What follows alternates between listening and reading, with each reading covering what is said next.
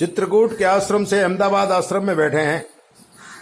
विभूत बसेरा में काफी आनंद लिया और काफी अनुष्ठान किए, यज्ञ इत्यादि क्रियाएं की, साधु संतों का सम्मेलन किया, ज्योतिषियों का भी सम्मेलन किया। और हमारे शिष्य जो आसपास रहते थे, हमारे सब्सक्राइबर भी थे, वो लोग भी आए, सबसे वार्तालाप हुई। बहुत ही आनंद रहा 8 दिन तक। पंडित जी की व्यवस्था काफी अच्छी थी। विभूत बसेरा आश्रम से जब हम अहमदाबाद आए, रास्ते में भी काफी अनुभव हुआ, उसका भी आनंद लिया। आज गुप्तेश्वर पीठ में गड़बड़दास ने पूछ लिया, गुरुजी, लोग ऐसे ही का अकारण दुश्मनी करते, लोगों को परेशान करने के लिए कभी नजर लगाते हैं, कभी टोटका करते हैं, सिर्फ परेशान करना ही उनका उद्देश्य होता है। मैंने कहा, गड़बड़दास, जो किसी को परेशान करता है वो खुद ही परेशान हो जाता है। और गुजरात में तो कहावत है कि खाड़ो खोदे ते पड़े।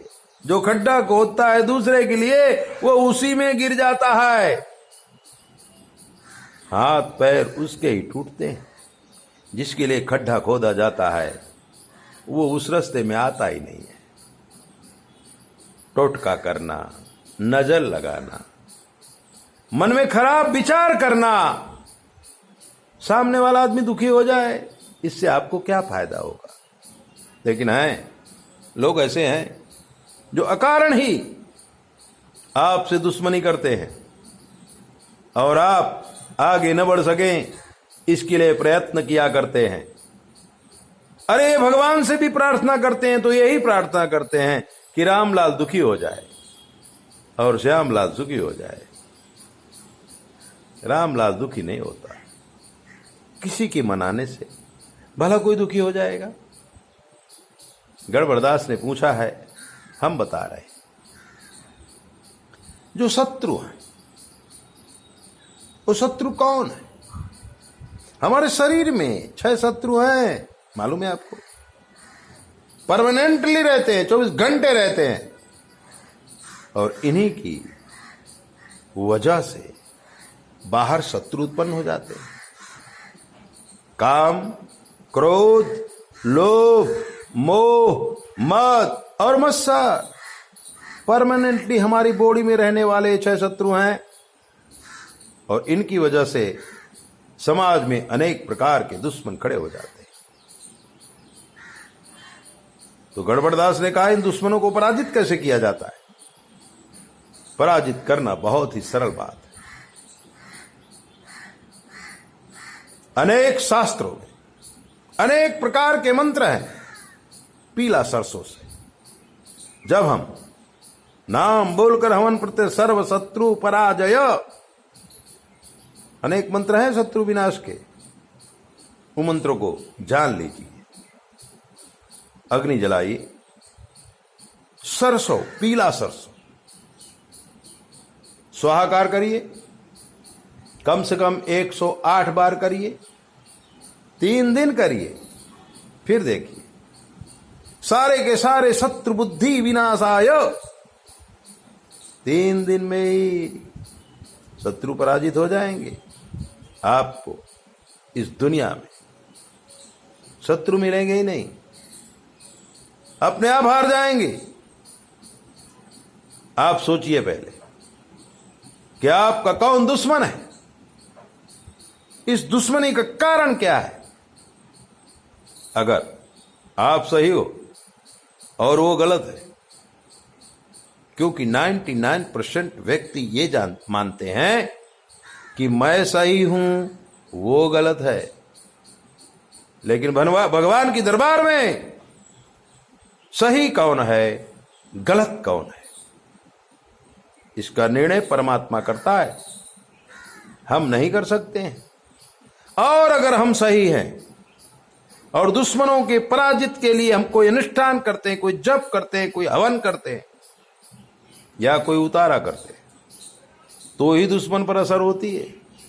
इसलिए पहले ये फिक्स करो कि आप जो सोच रहे हैं वो सही है या गलत है। अगर गलत है तो सामने वाले से माफी मांग लीजिए, आप जीत जाएंगे। अगर वो गलत है तो भगवान को सौंप दीजिए और भगवान उनको ऐसे पराजित करेगा कि आपको कुछ करने की जरूरत नहीं पड़ेगी। तकलीफ तो वहां खड़ी होती है, गलत हम होते हैं और गलतियां दूसरे की निकालते हैं। इसलिए पहले एकांत में बैठकर आपको सोचना पड़ेगा इस कार्य में गलती किसकी है। और जब आपको विश्वास हो जाए कि गलती मेरी नहीं है, उसकी है, और फिर भगवान को सौंप दीजिए, तो भगवान स्वयं आकर के उस दुश्मन को पराजित करेंगे। ये फिक्स बात है, न्याय की बात है, धर्म की बात है, शास्त्र की बात है। हमें अपने आप को जानना है, पहचानना है, हम सही है ना। और अगर हम सही है, दुनिया की कोई ताकत आपको पराजित नहीं कर सकती। अगर हम गलत हैं तो दुनिया की कोई ताकत हमें जिता नहीं सकती है। छोटे से पॉइंट है, अपने आप दिल में फिक्स करो। कहने से कुछ नहीं होगा, मानने से कुछ नहीं होगा। आप तो यही कहेंगे ना कि हम सही हैं, लेकिन दिल से भी जान लीजिए हम सही हैं या नहीं। ऐसे दिव्य बातों को जानने के लिए आप हमारे चैनल को सब्सक्राइब करो, लाइक करो।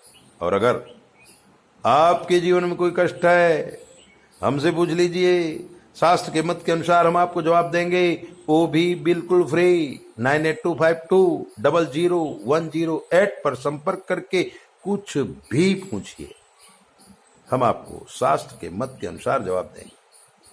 सब्सक्राइबर करो, लाइक करो, घंटे बजाओ, दूसरों को भेजो, क्योंकि ये ब्रह्म ज्ञान है।